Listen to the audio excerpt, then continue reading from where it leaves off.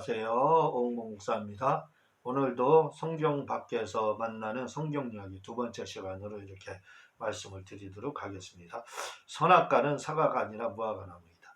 성경은 선악과를 구체적으로 언급하고 있지 않지만 창세기 2장 17절, 창세기 3장 4절을 보면 무화과를 잎으로 치마로 삼았고 하며 범죄의 눈이 밝아지자 무화과 나무 뒤에 숨었고 또 무화과 나무 잎으로 치마를 만들었다 함으로써 선악과는 무화과 나무일 거다 이렇게 이야기를 하는데, 어떤 분들은 사과나무 이렇게 이야기하는데 또 아포크리파에서는 포도나무 이렇게 이야기를 하고 있습니다. 뭐가 뭔지는 모르겠어요. 근데 또 무화과 나무일 가능성이 많다 이거죠. 왜? 범죄하자마자 범죄 현장에서 숨 벗어날 시간이 없었다 이거죠. 그리고 범죄하자마자 숨었기 때문에 그 나무가 아닐까 이렇게 이제 예상을 유추를 하는 겁니다. 잘못된 예수님의 탄생 성화. 예수님이 탄생한 장소가 말귀였는데 그 후대 우리는 동방박사와 목동들이 같이 있었던 것으로 아는데, 사실은 동방박사와 예수님의 탄생은 8일 차이가 있다. 즉 목동들은 바로 찾아갔지만 동방박사는 태어난 지 8일 후에 갔다. 누가복음 2장 15에 16절은 갓난아이라고 이렇게 돼 있지만 마태복음 2장 11절은 어린아이 이렇게 돼 있습니다. 그러니까 동방박사는 예수님 탄생하자마자 보지를 못했고 목동들은 봤다 이거죠. 그리고 헬라어상으로도 다르다 이거죠. 누가복음에서는 갓난아이로 이렇게 나오지만 마태복음에서는 어느 정도 자란 아이로 이렇게 나오고 있다 이거죠. 아담에게는 배꼽이 있었을까? 사람들은 아담이 태어나지 않았기에 탯질은 배꼽이 없었을 것이라 생각하지만 실은 아담에게도 배꼽은 있었다 이렇게 말합니다. 모세의 머리에는 뿔이 있을까? 미켈란젤로를 비롯해 중세의 화가들은 모세의 상을 그릴 때 머리에 뿔을 그렸다고 합니다. 이것은 잘못된 해석 때문이라는 거예요. 출애굽기 34장 29, 30절을 보면 모세의 얼굴에 광채가 났다는 말을 그 히브리어로는 카론인데 이 말을 케란으로 번역해서 없던 뿔이 생겼다는 거예요. 원래는 카론인데 이 말을 케란, 뿔 이렇게, 그래서 케란으로 번역을 해가지고 중세 사람들은 모세 머리에 뿔을 그렸다는 겁니다. 그래서 모세의 머리가 뿔이 있다는 거예요. 예수님의 탄생인 성탄절은 12월 25일이 아니다. 1월 6일 또는 3월 25일 또는 5월 20일이 아마 예수님이 이때 탄생할 것이다. 근데 5월 20일이 가장 맞을 겁니다. 왜? 목자들이 양을 치기 시작한 것은 5월 달이거든요. 그래서 이때일 가능성이 가장 크다는 겁니다. 예수님의 탄생을 보았으므로 3월 25일과 5월 21일이 가능성이 크다는 것이죠. 왜냐하면 목자들이 양을 치는 시기는 양이 다 자라지 못한 봄이기 때문이다. 12월 25일은 미트라 탄생일인데 4세기 때 12월 25일로 이렇게 바꾼 것이 의도적으로, 뭐 자세한 설명은 여기서는 드리지 않겠습니다. 어쨌든 탄생일은 5월 20일 정도 받고 예수님은 성탄절은 12월 25일 확실히 아니라는 거 기억을 해두면 됩니다. 노마에 12월 25일 날 이 동짓날이라고 하거든요. 동짓날은 이제 해가 가장 짧았다 길어지기 시작하잖아요. 동지 다음 날부터.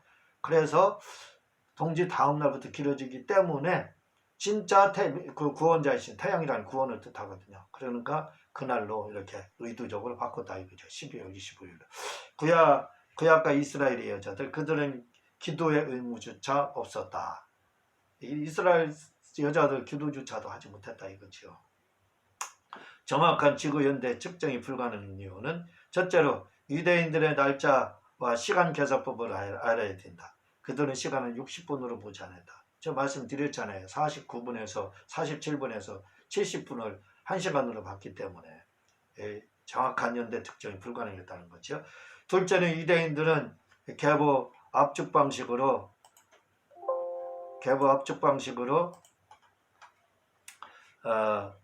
성경의 족보를 기록했기 때문에 정확한 시대를 측정할 수가 없다는 것입니다. 압축해서 장자만 쓰고 중요한 인물만 썼다 이거죠. 왜냐하면 뭐뭐의 자손은 뭐뭇을 낳았다라는 말이 부모가 자녀를 낳은 것을 말하는 것이 아니라 조상을 낳은 거. 예? 그 조상이 후손을 낳은 걸로 이렇게 돼 있어요. 그래서 누가 누구를 낳고 누가 누구를 낳고 이게 직접 낳은 것도 있지만 그 이상 그것은 조상이라는 뜻이거든요. 조상이 뭐 이렇게 후손을 낳은 걸로. 그래서 계보 압축 방식으로 써서 정확한 이렇게 이 연대 측정이 불가능하다. 성경에서 공룡이 나오는가? 욥기 40장 15에서 24절과 욥기 41장 9절에서 10절 보면 16절 26절에 하마와 리어 야단을 공룡으로 보고 있다. 왜냐하면 여기서 나오는 하마를 보면 지금의 하마가 아닌 꼬리가 있고 풀을 먹고 힘이 장사기 때문에 그렇다. 그래서 공룡이 나온다 이거죠. 또한 리어야단을 용이라 말하는데 사실은 욥이 공룡을 리어야단으로 이렇게 말하고 있다는 거예요. 공룡이라 있었다. 야곱이 장가간 나이 야곱은 80이 넘어서 이렇게 장가를 갔습니다. 잃어버린 동전 누가복음 15장 8절 잃어버린 한 드라크라를 찾으려고 애쓰는 장면이 나오는데 이는 유대인들의 결혼식을 이해하면 쉽다. 유대인들은 결혼식을 치를 때 신랑이 선물로 10드라크마를 목걸이로 선물해서 준다는 겁니다.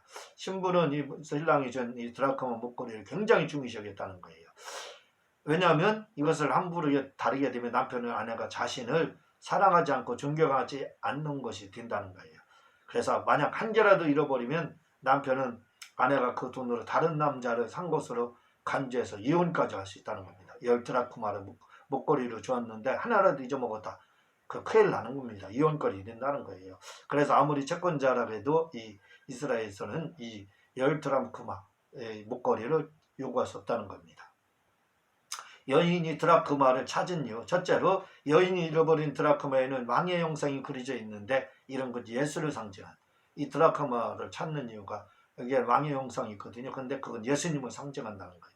즉 그녀가 잃어버린 것은 마치 예수를 잃어버린 것과 같다. 그래서 그녀는 악적같이 드라크마를 찾았다는 겁니다. 둘째로 드라크마는 우리다. 하나님은 드라크마인 나를 요구하신다. 그러나 아무 드라크마를 찾고 계신 것이 아니라 왕의 형상이 있는 드라크마만 찾고 계신다. 드라크마의 형상이 있는 것은 곧 예수가 있는 것을 말하는 것 같이 우리 속에 하나님의 형상인 예수가 들어있는 드라크마만 찾고 있는 것이다. 그래서 드라크마가 나다 이거예요. 내가 드라크마, 하나님의 형상이 내 속에 있기 때문에 야곱이 라헬이 아닌 레아를 맞이하니 이스라엘의 특징상 그럴 수밖에 없었다. 문화가 그렇다는 겁니다.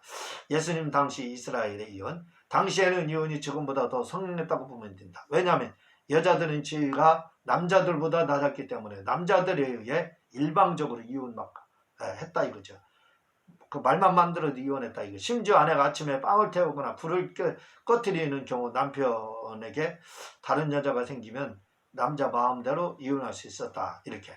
그러니까 자기 다른 여자가 생겼다 그러면 괜히 꼬투리 잡는 겁니다. 빵 태웠으면 너 이혼할 수 있는 이렇게 해서 이혼했다는 거예요. 이렇게 이혼당한 여자들은 생계를 위해서 매춘 행위를 했다는 겁니다. 그래서 1세기 때는 매춘이 아주 성행했다. 말라기 5장 32절에 그렇게 이야기하고 있습니다. 독신에 대하여 플라톤은 모든 남자가 30에서 35세 사이에는 의무적으로 결혼을 해야 한다고 유대인들은 독신 생활을 하는 사람을 육체적으로 정신적으로 결함이 있는 사람으로 플라톤 그리스도 무조건 결혼해야 된다고 했고 유대인들은 결혼하지 않는다 그러면 정신병에 걸렸든지 아니면 장애인이다 이렇게 생각했다는 거예요. 요즘 솔로 여러 가지 용어들 있잖아요. 독신으로 사는 거 이야기하는데 독신 좋아하는데 독신은 하나님의 뜻이 아닙니다. 그리고 자녀 더불어 말한다면 자녀 낳지 않는 번성하라고 했으면 번성하야죠. 그러니까 2-3명 이상은 낳아야 됩니다.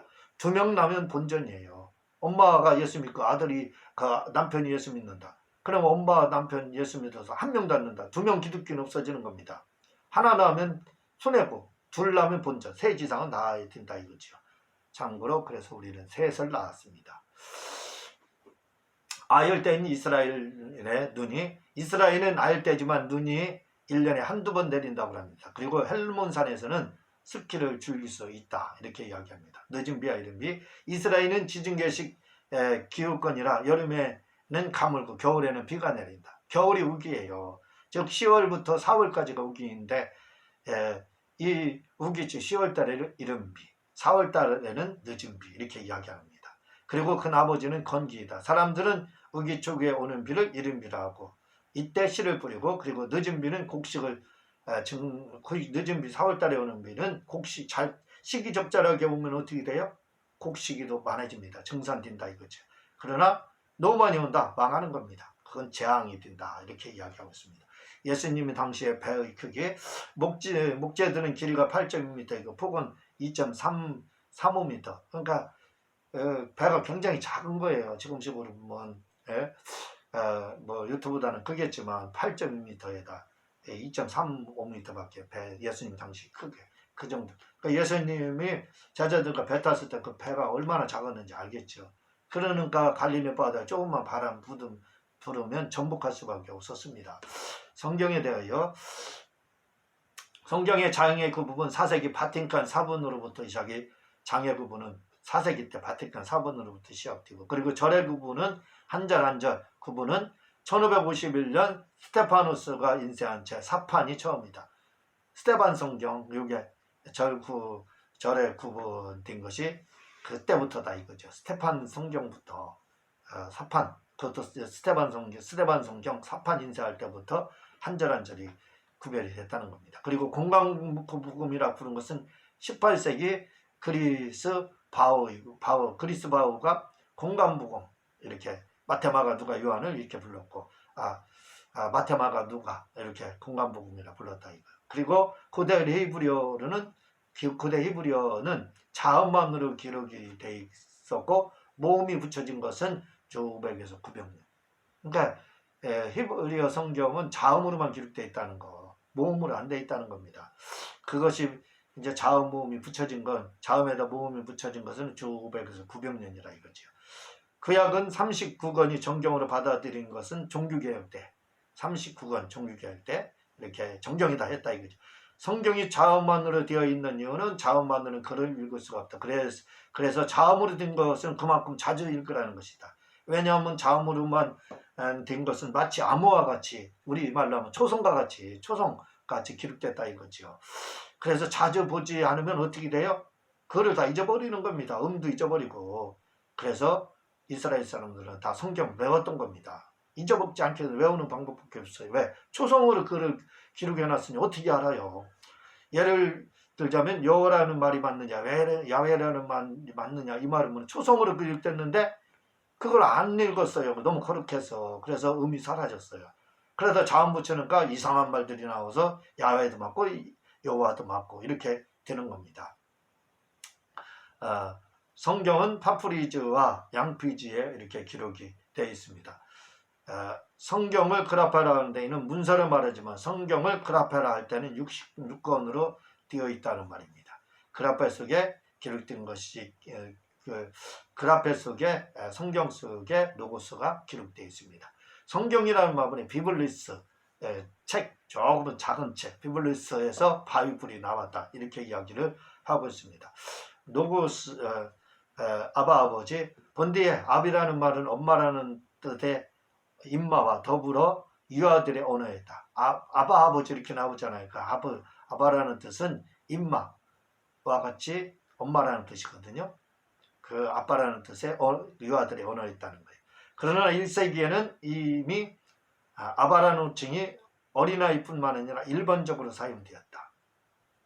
달무드에 따르면 교사들을 아버지라 부르기도 했고 종이 상전을 아버지라 부르기도 했다고 이렇게 말합니다.